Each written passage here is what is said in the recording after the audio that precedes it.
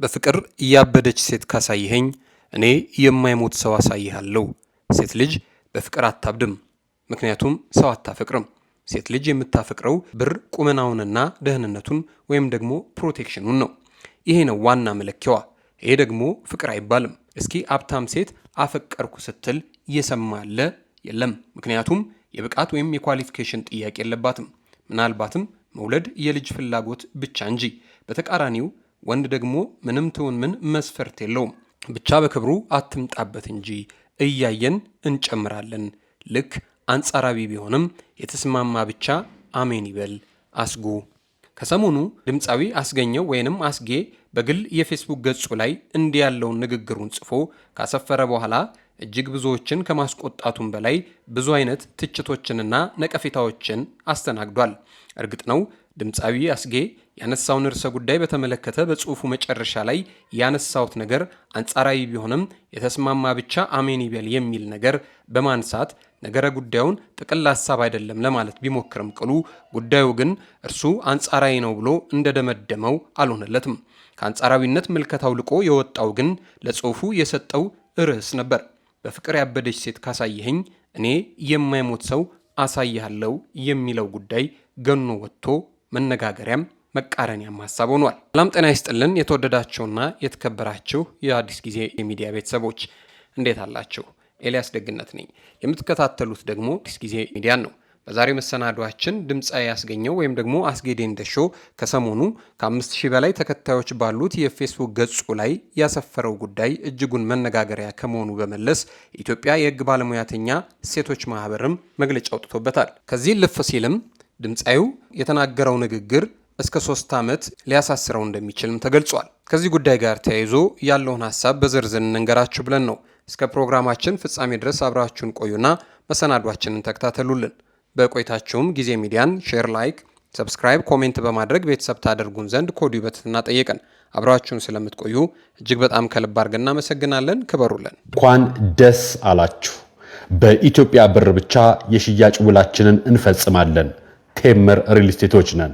በመሃል ፒያሳ አፓርትመንትና ሱቆችን በከፍተኛ ጥራትና ፍጥነት እያስገነባ የሚገኘው ቴምር ሪል ስቴት አሁን ደግሞ 80% የደረሱ ግንባታ ሳይቶቻችን በአያት አደባባይና በጋርመንት ለሽያጭ ያቀረበን መሆናችንን በደስታ እንገልጻለን። ክፍያዎቻችን ካለምንም የዋጋ ጭማሪ በ10% ቅድሚያ ክፍያ ብቻ ከባለ 1 እስከ ባለ 4 የመኝታ ክፍሎች አቅርበንላችኋል።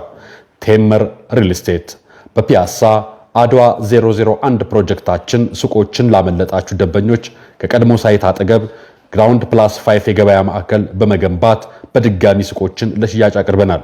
የቀሩን ቤቶችና ሱቆች ውስን ስለሆኑ ፈጥነው ይደውሉ። ቴምር ሪል ስቴት።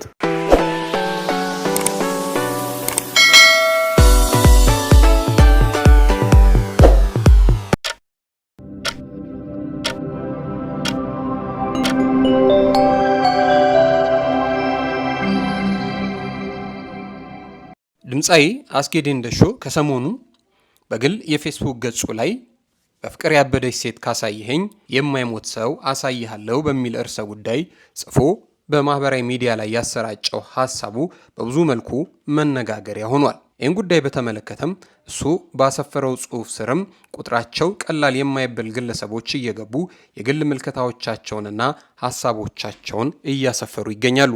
ብዙዎችም እንዴት ከአንድ በብዙ መልኩ ከሚወደድና ከሚደነቅ ድምፃዊ እንዲህ ያለ ሐሳብ በማህበራዊ ሚዲያ ላይ በይፋ ይነገራል ሲሉ ተቃውሟቸውንም እያሰሙ ይገኛሉ። እርሱም በጻፈው ጽሑፍ ስር ቁጥራቸው ቀላል የማይባል ግለሰቦች ሐሳቡን በተመለከተ ሐሳብና አስተያየቶቻቸውን ሲያሰፍሩለት ታይተዋል። ወዲህ የግል ጉዳይህን ወደ አደባባይ ማምጣት የለብህም። የግሌ ከምትላት ሴት ጋር ስትጣላ ወይ ደግሞ ሳትግባባ ስትቀር እንደምን አድርገህ ሁሉንም ሴት በአንድ ትጠቀልላለህ? ይህ ተገቢ አይደለም። በተለይ ደግሞ እንዳንተ ካለ ከሚወደድና ከሚደነቅ ድምፃዊ እንዲህ ያለ ነገር መስማት እጅግ ተገቢ አይደለም የሚልም ሐሳብ ሰፍሮለታል። ከዚህ ጉዳይ ጋር ተያይዞ ታዲያም የኢትዮጵያ የሕግ ባለሙያተኛ ሴቶች ማህበር በድምፃዊ አስጌ ላይ መግለጫ አውጥቷል። መግለጫው እንዲህ ይላል።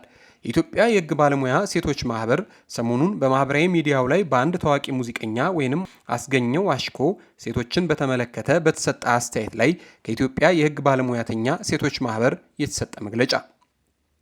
እንደሚታወቀው በሀገራችን የሴቶችና የሴት ህጻናት ጥቃት ከጊዜ ወደ ጊዜ እየጨመረ አይነቱን እየቀያየረና በአፈጻጸሙም እየረቀቀ የመጣ እጅግ አሳሳቢ ጉዳይ ነው።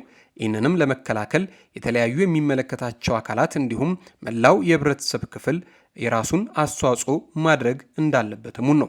አብዛኛው የማህበረሰብ ክፍል ጥቃት ምን ማለት እንደሆነ በቂ ግንዛቤ የሌለው ከመሆኑም በተጨማሪ የሚሰነዘሩ ሴቶችን የተመለከቱ አስተያየቶች ለጥቃት መባባስ ጉልህ ሚና አላቸው። ከዚህ ጋር ተያይዞ ሰሞኑን በአንድ ታዋቂ ግለሰብ ማለትም በድምፃዊ አስገኘው አሽኮ በተመለከተ በማህበራዊ ሚዲያ ላይ ያደረገው ንግግር ሴቶች በአካላዊ በኢኮኖሚያዊ እንዲሁም በጎጂ ልማዳዊ ድርጊቶች እየደረሰባቸው ካለው ጥቃት በተጨማሪ በጠቅላላው በመፈረጅ የስነ ልቦናዊ ጥቃት እንዲደርስባቸው ያደረገና ብዙ ሴቶችንም ያስቆጣ ተግባር ነው። በሌላ በኩል ደግሞ ብዙ ሰዎች እንዲቀባበሉትና የበለጠ ሴቶች ላይ እንዲዘባበቱ ያነሳሳም ጉዳይ ሆኗል። ድምፃዊው ከዚህ ቀደም የሀገር ካስማ በተሰኘው ሴቶችን ለማበረታታት ታልሞ በተሰራ ህብረ ዝማሬ ላይ በመሳተፍ የሴቶች አጋር መሆኑን በማሳየቱ እንደ ተቋም እውቅና ሰጥተን የነበረ ሲሆን አሁን ባደረገው ንግግር ግን ሴቶች ላይ የጥላቻ ዘመቻ እንዲከፈት በማድረጉ ማህበራችን እጅግ ያዘነ መሆኑን ለመግለጽ እንወዳለን።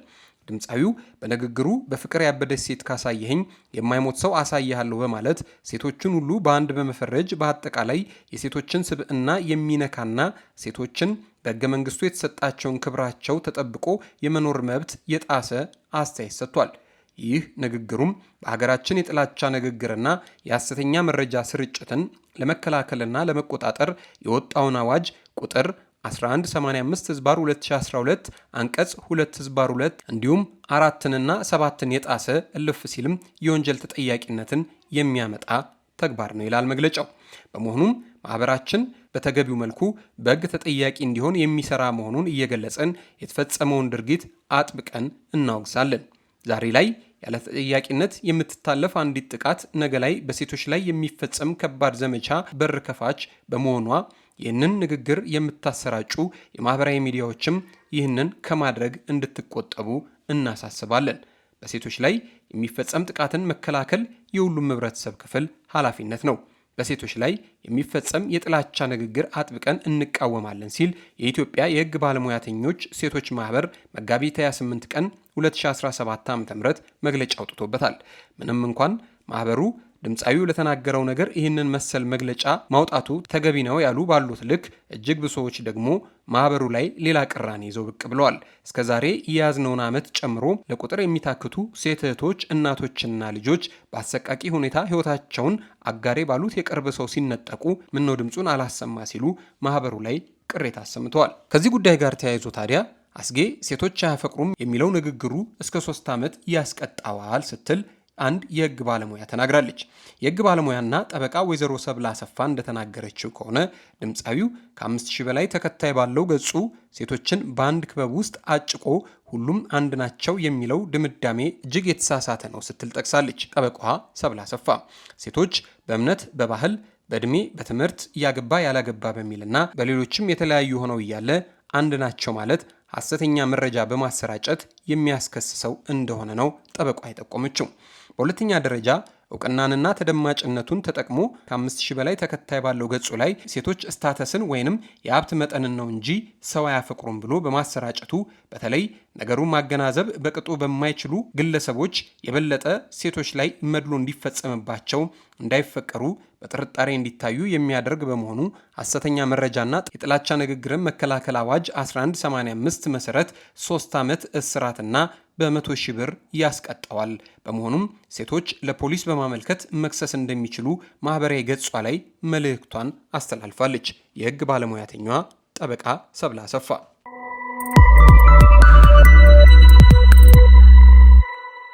የተወደዳችሁና የተከበራችሁ የአዲስ ጊዜ ሚዲያ ቤተሰቦች ከዚህ ጉዳይ ጋር ተያይዞ ለዛሬ የነበረን መረጃ ይህን ይመስል ነበር።